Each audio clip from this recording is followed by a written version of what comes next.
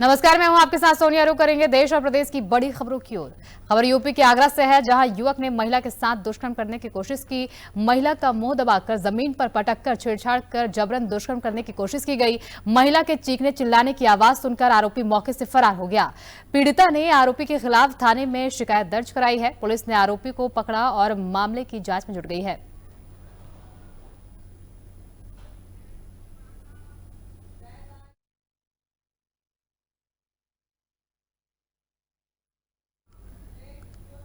खबर यूपी के आगरा से है, जहां पर्यटन और प्रभारी मंत्री जयवीर सिंह आगरा पहुंचे। उन्होंने आगरा में भी 3 योजनाओं का लोकार्पण किया। पर्यटन और सनातन परंपरा को बढ़ाने की दृष्टि से योजनाओं पर कार्य किया गया। 50% आगरा विकास प्राधिकरण और 50% सरकार की ओर से धनराशि दी जाएगी। इस दौरान जनप्रतिनिधि और अधिकारीगण मौजूद रहे।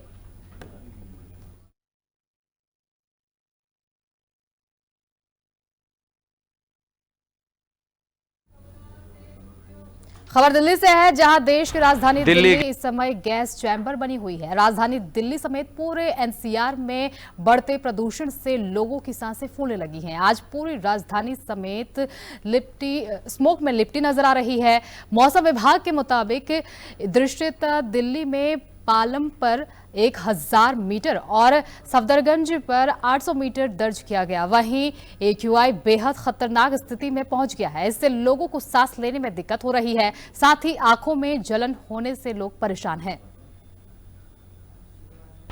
दिल्ली के अंदर इस समय गुलाबी ठंड की शुरुआत हो चुकी है और शाम के समय में ठंड का एहसास है।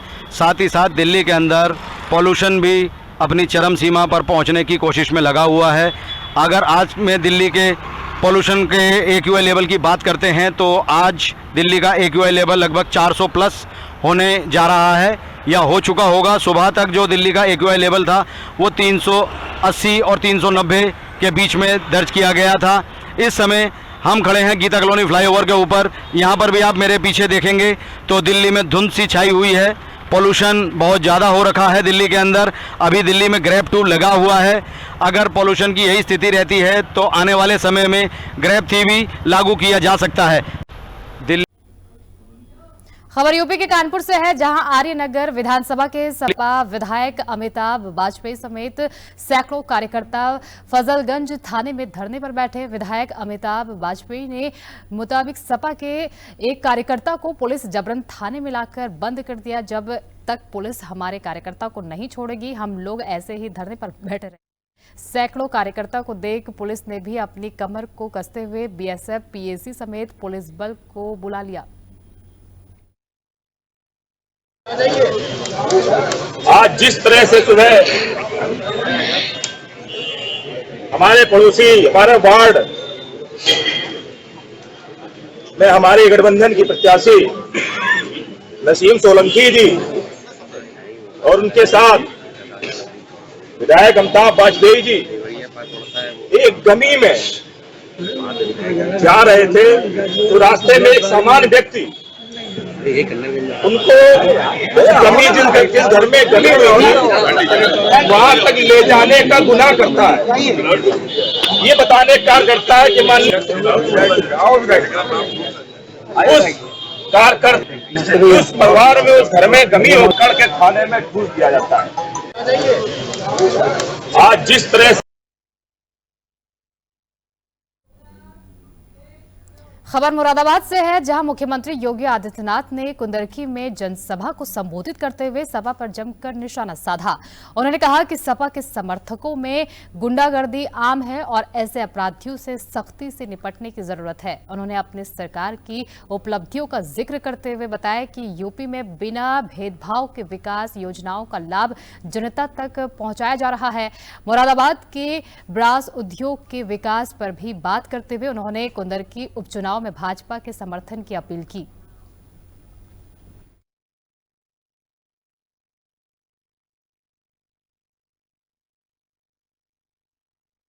खबर यूपी के सहारनपुर से है, जहां अज्ञात शव मिलने से सनसनी फैल गई। अज्ञात शव देखकर गांव वालों ने पुलिस को सूचना दी। गांव जयपुर के जंगल में अज्ञात शव पड़ा मिला। मृतक की उम्र 40 से 45 वर्ष की है। घटना के बाद पुलिस फॉरेंसिक टीम मौके पर थाना बड़ागांव पहुंची और थाना बड़ागांव पुलिस मामले की जांच में जुटी है। आज 8 नवंबर 2024 को ग्राम चौकीदार द्वारा थाना बड़गांव पर सूचना दी जाती है, जिसमें कि उन्होंने बताया कि एक खेत में जो कि ग्राम जड़ोदा पांडा का एक मजरा है, ग्राम जयपुर, वहां पर एक खेत में एक अज्ञात शव मिलने की सूचना वो देते हैं। शव को पुलिस द्वारा कब्जे में लेकर पोस्टमार्टम के लिए भिजवाया जाता है और ये जो खेत है जहां पर अज्ञात शव पुलिस को प्राप्त होता है वह आज 8 नवंबर 2024 को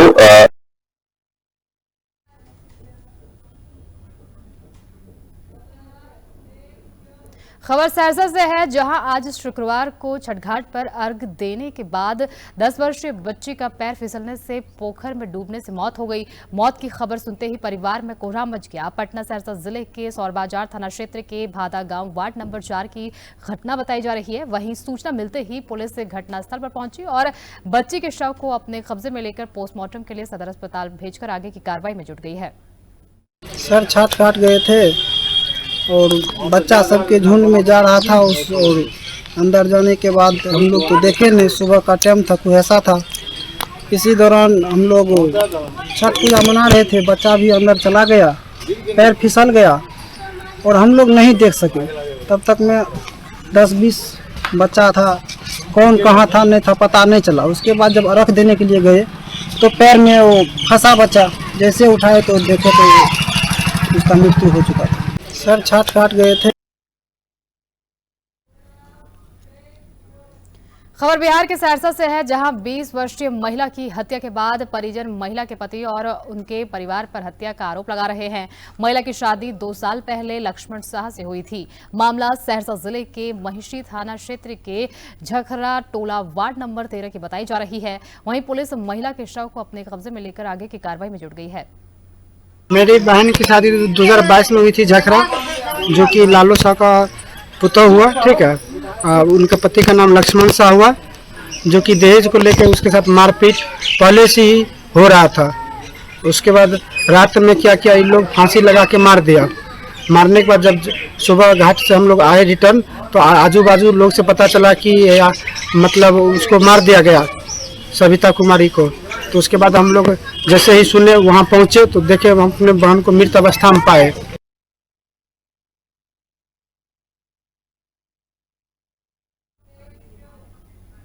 खबर मध्य प्रदेश के सिंगरौली से है, जहां लोक आस्था का महापर्व छठ सकुशल संपन्न हुआ। व्रतियों ने संध्या अस्ताचलगामी सूर्य को अर्घ दिया और शुक्रवार की सुबह उगते सूर्य को अर्घ देकर व्रत की समाप्ति की। छठ को लेकर गुरुवार की दोपहर से ही व्रतियों के घरों में चहल पहल बढ़ गई थी। सभी व्रतियों और उनके परिजनों को घाटों पर पहुंचने की उत्सुकता थी, जिसके बाद से रंग बिरंगे परिधानों में सजे व्रतियों, बच्चों और उनके परिजनों ने सिर पर दौरा उठाकर घाटों का रुख किया। वहीं घाटों पर पहुंचकर व्रतियों ने अपने परिवार की सकुशल सुख शांति तथा प्रगति की कामना भी की।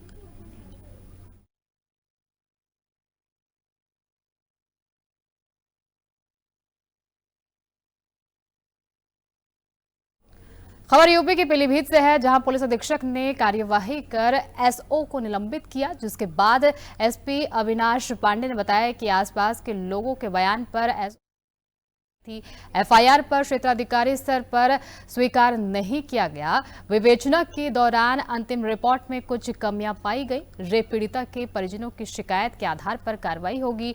रेप पीड़िता ने मौत का जिम्मेदार एसओ ब्रजवीर को बताया है।